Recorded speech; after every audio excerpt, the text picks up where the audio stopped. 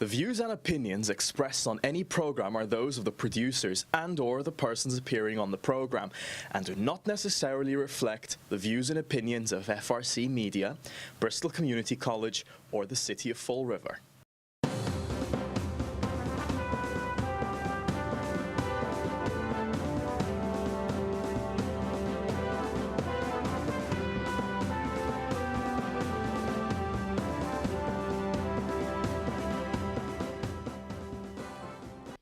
Well, hello. Welcome to Spindle City Straight Talk. I'm Chip. And I'm CJ. And it is Monday in the Riv again. And let me turn my phone off because I might, who knows, I might get a call today. And if it's important, I'm going to have to take it.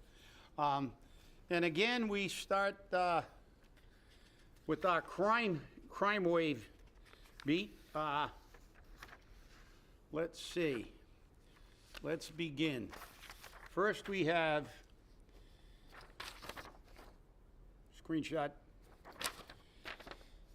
Chris Finch. Anyone know anything about gunshots fired this morning around 3:45 on Division Street? Cops were all over the street. My security camera caught the sound of shots and maybe the sound of a car, but nothing else. If you want to know if anyone might have talked to the cops and knows if someone was shot at or some idiot thought scaring people would be fun. It sounded like it was outside my house. So it's Division Street. Yep. Again, but remember, it's a nationwide problem, so we can't fix it. We don't do anything to fix it. No, that wasn't what we were told. We were told unless you got a bullet hole in your house, I don't want to hear it. That's true, too. Yeah. I mean, yeah, well, that's why we don't have to fix it. That's right. Unless you personally have a bullet hole, and unless he personally has a bullet hole, Yep. It's okay. And that's the irony. You know, he's campaigning on doing nothing, like I said, fixing a street. And then, just because we don't only go with this, I mean, obviously people don't want to hear bullets and gunfire, but just quality of life crimes.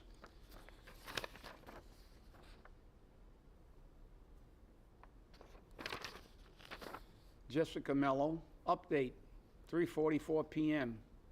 They used my credit card at Walmart in Fall River. Thank you to everyone who is sharing. Someone smashed my window, stole my work bag and such outside of Planet Fitness in Fall River. It was a gray/silver Nissan Altima. They also bought a hoodie using my credit card at Eblin's. What is that? EB Lens. It's a specialty store. Oh, I don't even, is it in Fall River? Yes, it is. Oh, this shows how much It's over by Zebra. how much I shop much. You know, it's like I'm not a fashion plate. I don't go. Anyone with information, please contact me. And there's a picture of her smashed window on her vehicle. You know, I gotta say something about that. My tenant had her car in front of the house broken into, and they stole her credit card. They left everything else on the sidewalk. The wallet, the driver's license, everything else left on the sidewalk except for the credit cards.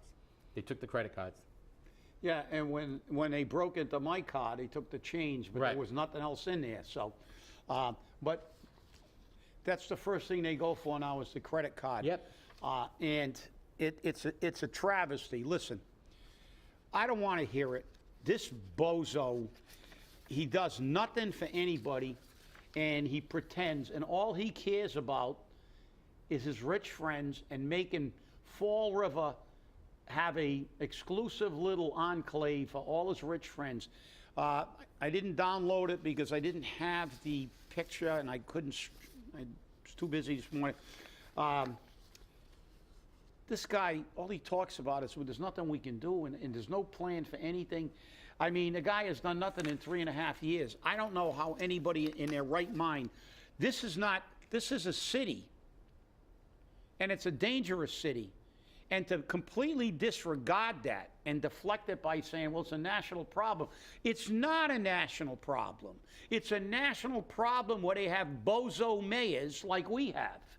Lori Lightfoot, that did nothing for crime. Right. And now is complaining about we have to do something about the crime and we have to tell the truth about how bad crime is in Chicago after she got thrown out of office. Now all of a sudden, she's telling the truth. Listen, yes, this is so ridiculous. I mean, it infuriates me that I have to say this on the air to somebody that's supposed to be a mayor, a leader. You have no idea about quality of life issues for the regular people, not your friends in the Highlands, not your rich people who live out of town, not the people who are going to go put their butts on the $7 million benches and lights.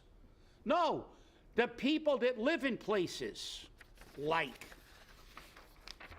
Division Street. Well, Planet Fitness is on... That's on Rhode Island Avenue. Rhode Island Avenue, just before the split Right. between Marion and Bishop. And, yeah, that's the south end. There used to be one in the Flint that closed. But you're not safe. And even if they're not shooting at you, they're breaking into your car. I got my car broken into on a corner of Purchase and Bedford, which is right across the street from City Hall. Right. You can look out the window and you can see that corner. And you were at the function I was That's at right. when it got broken into. Yep. I mean, this is, this is a slap in the face to the people of Fall River, that he just doesn't care and he ignores it and he pretends it didn't happen. It's like Biden. He's our own, we got our own Joe Biden. Oh, the world's falling apart. Biden's over in Ireland. Oh, I'm wonderful. Here's my heritage. Blah, blah, blah, blah, blah. China's eating our lunch. The dollar's being replaced as the international right. currency. They're predicting a massive recession. Yep. People can't afford their houses. And now somebody sent me, and I'll bring it for the next show, a picture. Now, you know this well, CJ, because your dad knew Billy's Cafe very well. Yep. Billy's Cafe, and in case I don't know who in Fall River That doesn't know where it is that is or where over it was. the age of like 25 that doesn't know where Billy's Cafe is. Yep. It's on Bedford Street. That's right. Right down near the fire station, a little ways up. But It's over by Orange Street. Yeah, Orange, yeah. Yep. It's on the corner. And behind there used to be the Young Nationals, and Yep. there was a basketball court. And it was one of the most famous landmarks in Fall River. And their Cherie sandwich Emerald Lagasse used to be there. Their and Cherie everything. sandwich Yep. was, I had a cousin who moved to Florida, and he came up for a wake. And the first thing he did when he got here is say, when we were going to go to the wake, he said, because it was a relative, he said, let's leave a little early so I can go get a Cherie sandwich at Billy's. Yep. Because you can't get those in Florida. Yep. Studio apartments. In case you don't know what a studio apartment is, it's just like one room. It's one room. It's one room. Yep. Okay? Sometimes you get a Murphy bed that pulls That's it. down or something like that. So we know that normally it's not going to be more than one or two people that live in there. That's right. Studio apartment. And they're advertising for this. This is absurd. They think people are going to come here and live on Bedford Street and look out there and see what on Bedford? Nothing. I mean, it's not like you're in the middle of Back Bay. Right. Or, down on the Esplanade. Mm-hmm. They're all going to come down here, Paul. Yep. $2,000 a month. So let's do the math. I don't need my calculator for this one. $2,000 a month is $24,000 a year. That's right. So since the per capita income in Fall River, the median is $28,000,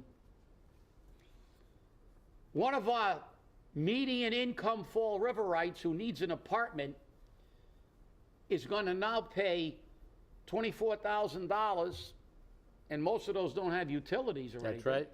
And he's got $4,000 for the rest of the year. That's gross income, by the way. That's not net. Gross income. He's going to have $4,000. You have no sensitivity for the people and the plight of the people in Fall River, and you show it every day because you're dismissive. And that's the worst thing to be. that dismissiveness. It's like, you're not even worth, you're like subhumans. Get away from me. And to show this, I brought in a few. Oh, yeah, champion of the homeless. Well, I saw that one. here's a picture.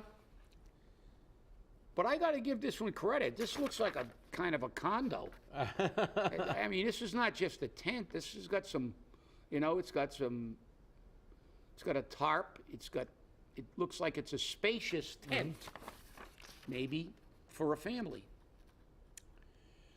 But remember what Joe Good. I was going to say no good, but I can't say that. But I just did say that. But it was just a Freudian slip. So, champion of the homeless. You're not championing anything, because you know something?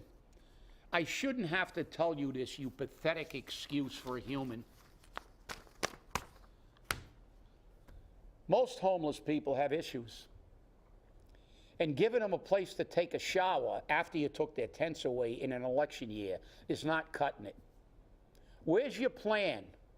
Where's your plan to get these people off the streets? Give them, if they need attention, give them the attention. If they have a drug addiction, get them help. Where's your plan to coordinate with local agencies to get these people off the street permanently? More particularly because we give them a lot of money. That's right. We give them a lot of city money, all these agencies. That's right. So exactly. And let's get a where's good the bang for our buck. plan? Yeah, let's get a good bang for our buck. Well, what does he say? Oh, we're going to give it the start. We're going to give it. But that's not a plan. You're the mayor. Right. Get these people. If you're the mayor, you should be looking to get these people off the streets permanently. Not that you can ever get everybody, but you can get a lot in Fall River. This is not California. I saw a statistic. I found somebody almost as clueless as Paul. Gavin Newsom. Gavin Newsom, they said there's over 65,000 homeless, I think, in LA County.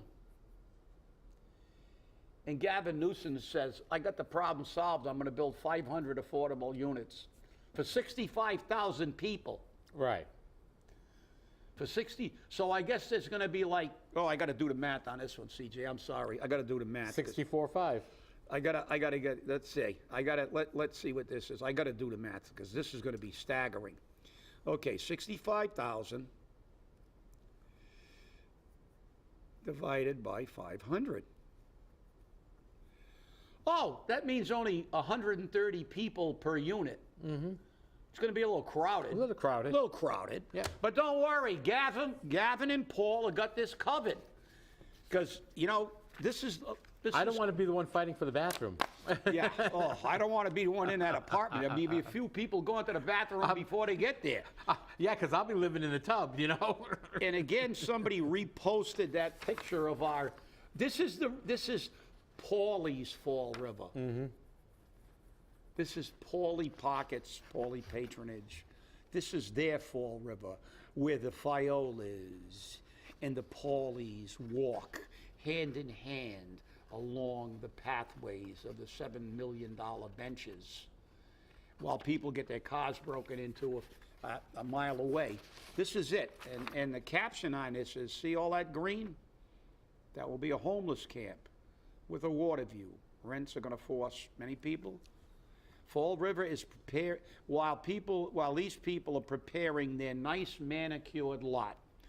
Yes, this is a classic picture that encapsulates everything.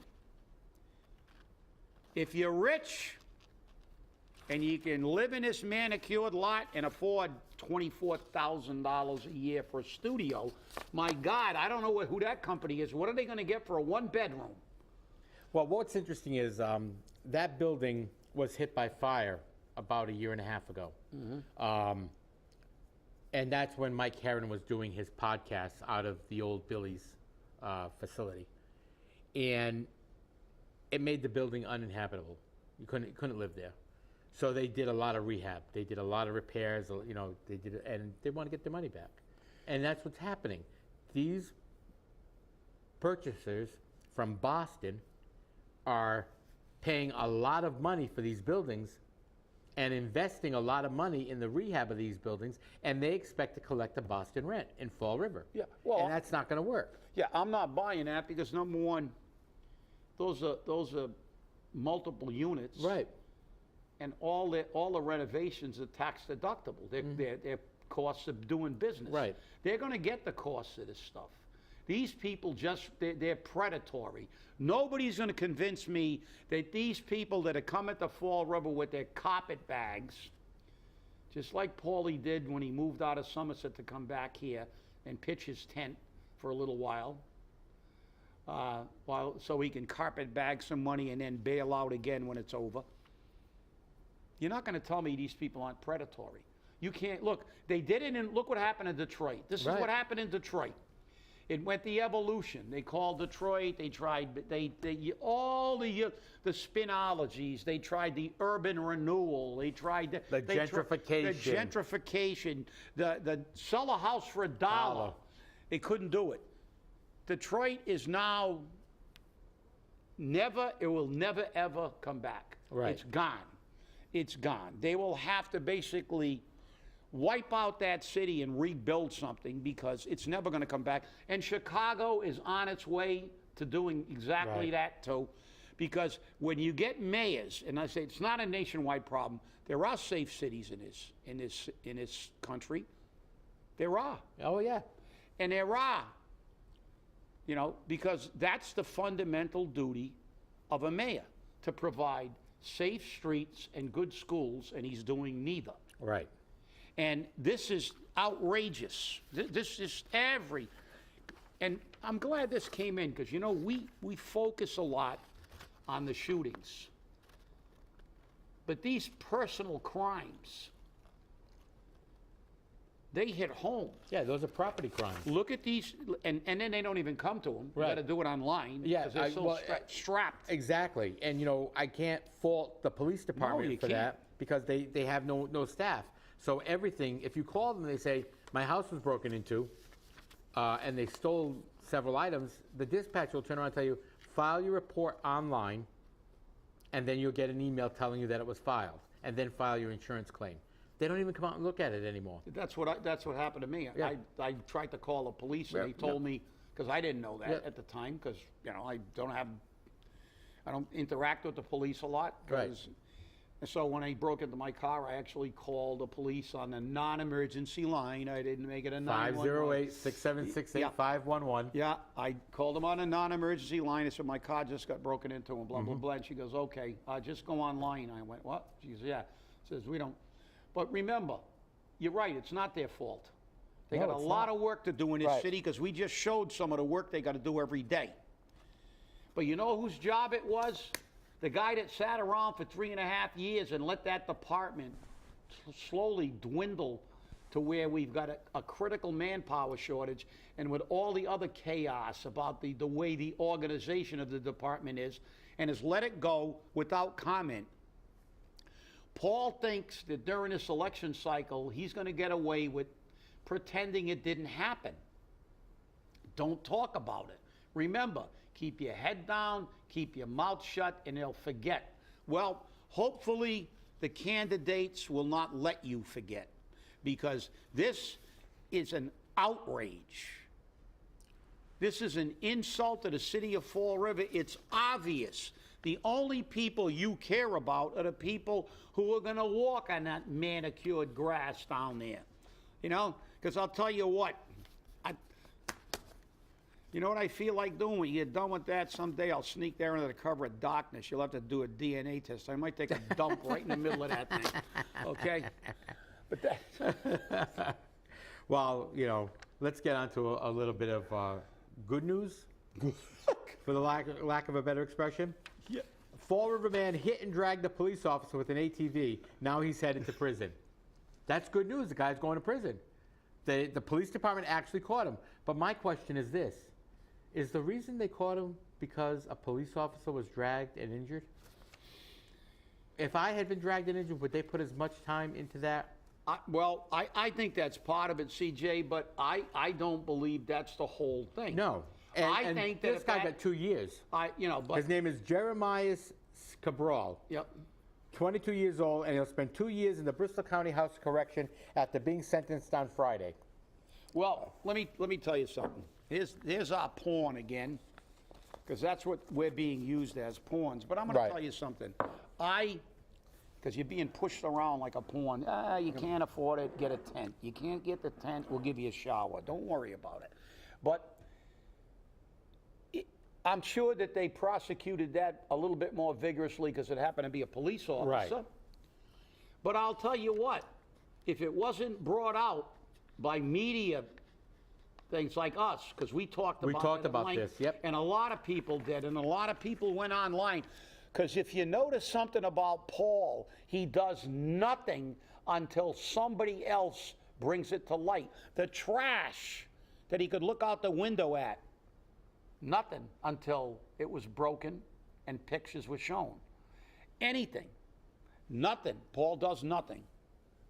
And that's the problem. He is not a proactive mayor. He's not a leader. He just reacts. Yeah. He does only what he has to, and he only does it when he figures, oh boy, everybody knows about it, and if I gotta do something. So pick up your purple bag and go pick up the trash and do something optic. No, fix the city. You shouldn't have been out. You're a full-time mayor. Full-time mayor doesn't go do DCM work. Walking around picking up trash. For what? For optics?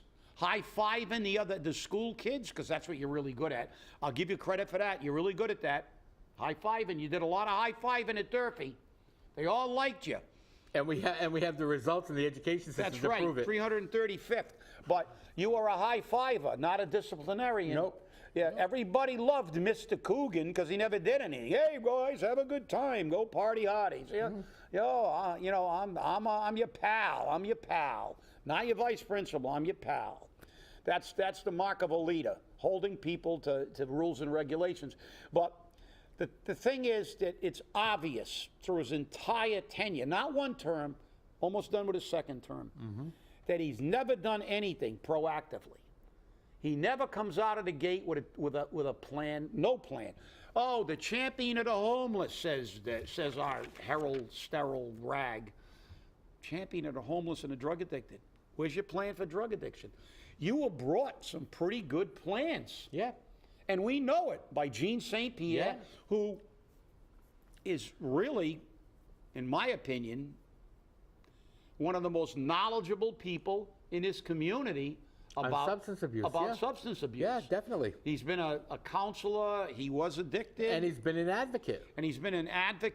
For years. And he presented to previous administrations a program that was adopted here in Massachusetts by other police departments and other mayors.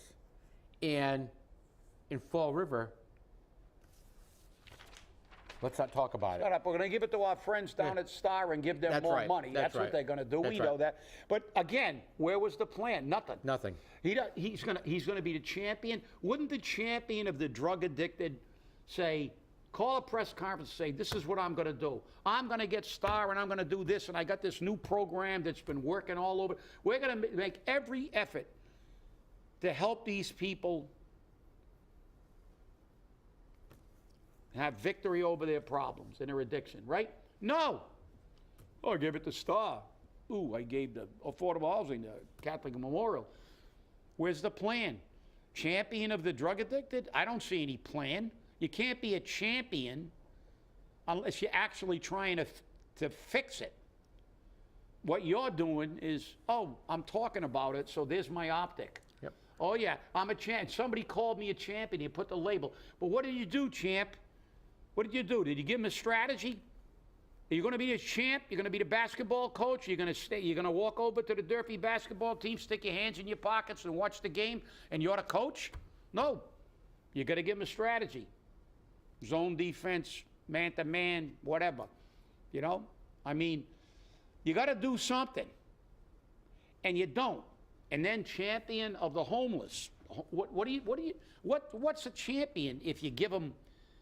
If you give them a place to take a shower after 3.5 years. Really? Where are they going to go after the shower? Oh, they're going to do their laundry in their shower. Oh, great. How are you going to stop the problem? How you're going to keep these people? Not only are you going to keep these people homeless, you are going to put more people out on the street with your infatuation with pushing poor people out of their homes. So, if anything, you're the anti-champion. Well, I want to get onto a crappy issue. Crap. Oh, yeah. Well, I already saw the name. The crappy issue. Yes. Of 10 million gallons of wastewater dumped into the Taunton River. You did. I want to clarify this. You did say million. Million. 10 million. Okay, I just wanted to make sure Yep. everybody understands. And not 10 gallons. Nope, 10 million 10 gallons. million. And the city is saying that it happened because of a circuit breaker failure.